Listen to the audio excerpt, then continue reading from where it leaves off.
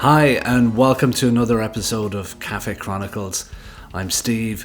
Thanks for joining us here today to take a little look at some more aluminum polishing. So last time you tuned in, you may have seen we investigated the crazy and wild world of aluminum polishing. And we learned the wrong way to do it, and then we found out a way that was going to work well for us. So today we're going to carry on in that great tradition, and we're going to clean up some of the other parts. So we're going to take a look at the valve cover, as well as some of the other peripherals. That we're going to look at the tappet covers and also the front sprocket cover as well, and we'll take a look at that. So come on, let's get stuck in. I'm not sure if you guys can see that, but got this side here I've hit with the 180 or whatever that is. I think it's 180. Yeah, 180 grit. And I've done the whole, hatching. So I'm going like this way and then against the grain. Already you can kind of see how it's kind of showing up nicely. This here then, you see all the little spoils and kind of turns, and looks a little bit more kind of edgy and gritty and even dirty in a lot of spots. That one I hit with those circular little tabs here with the Dremel tool.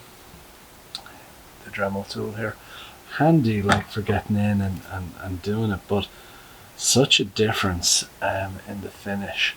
I'll tell you though, getting in at some of these pieces, don't fool yourself. If you do start this whole etching thing, this is a lot of sanding. It's a pain in the but already it's so much nicer, and that's only with the first level. If you remember, I do 180, and I think it's like 240, then up to 320, then I hit it with 400 and 600. So. And then only then we buff it. So, and I see a huge difference already just hitting that with the 180. So I'm hoping it's going to turn out well, but fuck me, it's a lot of work. But hey, I think it's going to be worth it. This is going to be the lid, it's going to sit on top. And it's going to be really what people see a lot of, when they see the bike first. So it's going to be important. It's even made me consider, to be honest, going back and buffing some of this stuff again. So I might do that, but we'll see. I'll see how it turns out. Because I didn't do a whole rebuild on the casing on the bottom part of the bike, I only did the top end rebuild. I didn't take this apart, and I didn't, really kind of get down to basics on it. But there's nothing to stop me from taking this off and changing the seals on it and doing that. I might do that. We'll see. But I'll keep at it.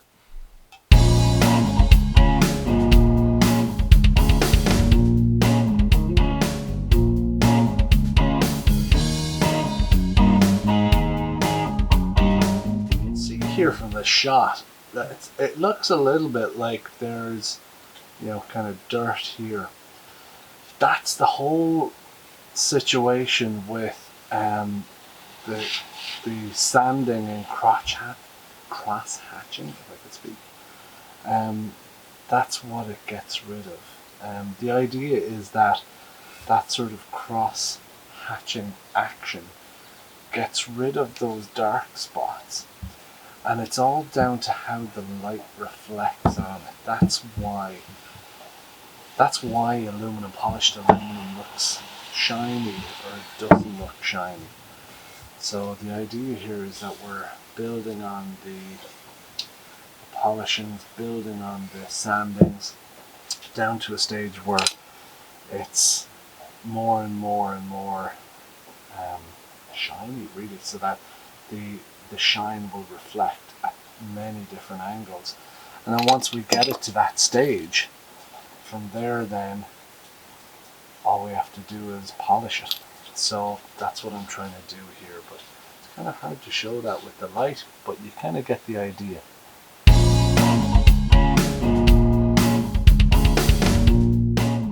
Okay, so we're done with the sanding, thankfully. I never want to sand anything ever again.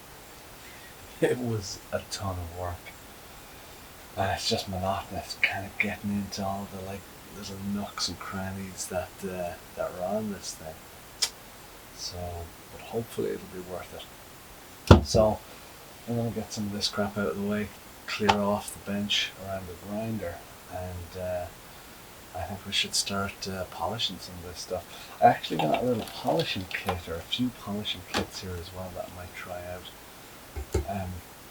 on some of this stuff as well. It might be safer actually for some of the smaller stuff rather than getting on the grinder, because that like spins at like a few thousand RPM and it's it'll send something flying, so don't want to kill one of the neighbours.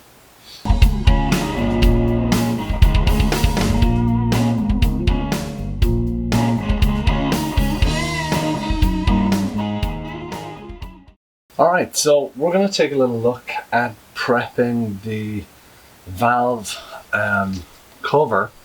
So I have it all shined up nice, or as nice as I want to shine it up. And we're going to look at prepping it. All the gaskets. We need to put in the little positioning grommets in there. And put in the O-rings in behind the little caps here and things like that. Get it all ready and put it back on the engine. So kind of a cool moment for me to put it back on. Now God only knows if the bloody thing's going to run, but hey, it looks cool. So alright, so excuse me for my frilly dresses hanging around. My wife has kindly donated a lot of her old clothes to me, so if anybody walks into the garage here, my neighbours, I'm sure they'll be like wondering why the hell I've got like all women's clothing around. But anyway, cool. Coffee. It's too early for beer. Almost. Okay, so we'll get some of this stuff out of the way. This is some of the stuff I was using to polish up the head and that. I might actually use it to polish up some of the sides again to do a little bit of a better job of them, because I think I've gotten a little better with it, so I think it'll help. So I'm just going to make a little bit of room up here first on the bench, and then these are some of the little grommets here. I don't know if you guys can see them. They're going to be used to position the valve cover a little bit in place. I've got my O-ring kit here that I believe I've shown you guys here before, that I got from David Silver's. David Silver. Thinking about getting another toolbox. I have a toolbox here that I use. I'll show you guys a shot of it. It was like some of the best money I've spent. I got it on for a pretty reasonable price and that, but it was like some of the best money I've spent. It's been a really handy tool, because it just helped to organize me so much, you know, with all my tools. Before that, every time you wanted to use something, you had to try and find where you'd put it last, take it out, or if you had it hanging somewhere, it was a bit of a pain. So having that chest of tools there has like really just helped to declutter a lot of things. I know it seems like I'm cluttered still at the moment, but and I do need to kind of tidy a little bit, but for the most part it's after really helping me with that. So if anybody's kind of you know, because as you start to do a job like this, you start to accumulate more and more tools, which is a really good thing. Having the right tool for the job is you can't beat it. So but the problem is, the more that you have, the more likely you are to trip over the bloody things, you know. So I'd suggest that if anybody's having trouble with you know, not being able to find stuff or tripping over stuff, get yourself a tool chest of some sorts, or build one, or whatever. Get a system and take some time when you're putting the tools in there so that you can kind of say, right, this is where all my drivers go, this is where all my metric wrenches go, this is where all my imperial wrenches go. Because it will just save you a huge amount of time and patience. And a really cool thing too is that just anytime you need something, you know where to go and it's there. But you have to get good at putting stuff back in there and that, and keep on top of it. But excellent anyways. Just thought I'd mention it. Because if this is something that you're going to do the same as me with, and you're thinking about doing something like this, it is something that you're going to have to start kind of getting into, and it is something that might come up, you know. Anyways, miscellaneous. Let's take the cover here down. I just kind of placed it up here and started taking a look at how it was sitting. Try to rack the place here. How it was sitting on. I caught it with my foot a little bit. Yeah, so yeah, I just kind of by hand kind of put these on here. So what I'm going to do is clean them up a little bit, clean up the insides here a little bit of the valve cover, just because from sitting here for the last while, you know, and from the etching process and different things, a little contaminants and that get on there. So I just want to make sure the inside is as clean as possible, give the engine the best sort of fighting chance it has. Obviously when we get this running and I run it for the first, you know, whatever amount of kilometers, you know, I'm gonna make sure I change the oil, you know, not leave it in there like regular service like you would, but change it so that, you know, you kind of flush it out. So also I want to just spend a little bit of time on the surface here of the, I don't know if you see what I'm looking at, but on the surface here of the valve cover, just to make sure it's clean and that it's ready to take the gasket, because otherwise if the gasket's not on right, you're going to get oil leaks, which is just a pain in the ass. And this bike is such, it's so difficult to get the engine in and out of this thing. And I'm going to have to do it a good bit. I'm going to have to get good at it. And I know that, but if at all possible, try and do our best to mitigate that, you know, up front.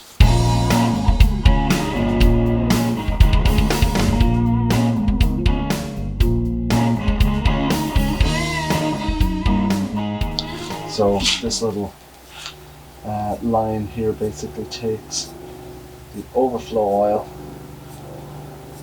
and takes it back to the, I'm not sure if it takes it back to the engine, down to the engine. No, I don't think it would. I think it would take it back to the oil tank. These bikes don't have a sump, an oil sump like some car engines do. They have an oil tank.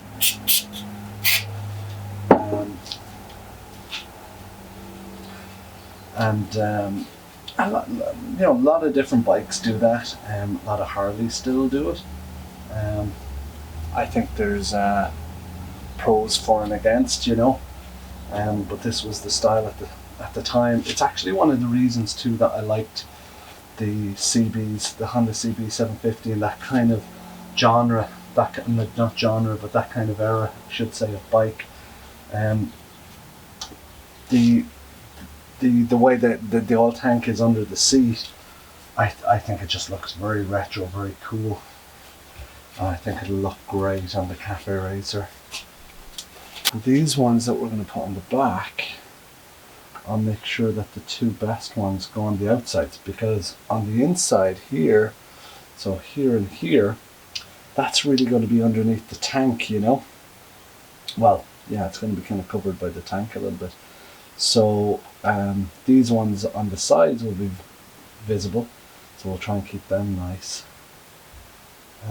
So I think the two nicest ones are here and here. We'll put those there and there, and we'll do the same here. We'll do that. Okay. O-rings.